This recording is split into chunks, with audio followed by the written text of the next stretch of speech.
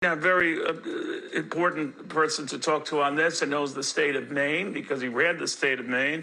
It's former Governor Paul LePage, kind enough to join us. Governor, these are such rare events, and my condolences to you and all Mainlanders dealing with this because this is so unusual. I believe with the 18 killed here, that's close to all who were killed in shootings in all of Maine last year.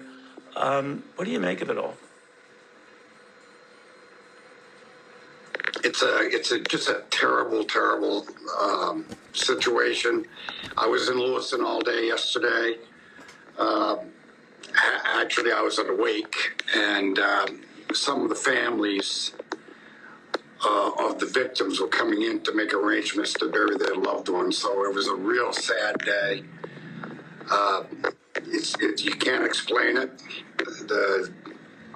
It's really sad that this gentleman, whom, there's a mental health element to this, and Maine has a yellow flag law, and so I think I would recommend that a complete investigation go on, because he was, as I understand it, was in a hospital, a military hospital in New York. He got released to come back to Maine. I don't know if it was voluntary or involuntary. I think that needs to be identified. I think that's very critical. If the law's in place and there's mental health issues, we have to deal with that, this country. It's a very critical issue that we face, and most of these mass murders involve mental illness. So it's an issue that we seem to ignore. And we've been ignoring it now for like 20 years, 25 years. And I think it's time that we take a hard look at mental illness. Governor, you were mentioning these yellow flag laws, and different people have different interpretations of those laws. In the case of Robert Card, if he was getting psychological help and he was in a hospital and they were screening him for potential problems, one report has a potential for violence. A yellow flag would allow authorities to take his guns. Or maybe you can explain what happens or what the Maine law is on that. Yeah, the Maine law, what it does is if a person is in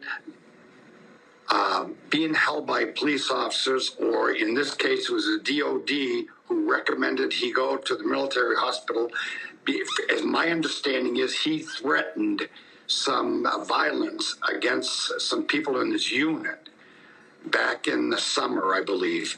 And if that's the case, it's very important to know whether or not he went voluntarily or involuntary. And that's where the rub is. I think we need to investigate whether he involuntarily went or he voluntarily went. I think that's very critical to the Maine law.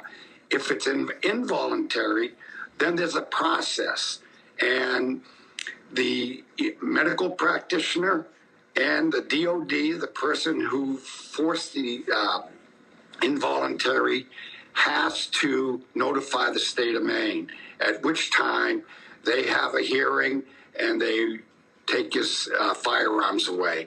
That never happened, so I don't know for sure, and I think it needs to be investigated whether it was voluntary or involuntary. A lot of people, particularly in your state, it's a beautiful state. I've been to Maine many times, Governor, and people will think twice, well, if it can happen here. You've always heard that line, especially when a community that has never seen or experienced anything like this does, and there are more and more communities that are. Invariably, the question comes up, is it a matter of toughening our gun laws? Is it a matter of toughening up who gets guns? How do you see it going forward? Because I suspect, sadly, this will not be the last such incident. Before we have a discussion about gun laws and take,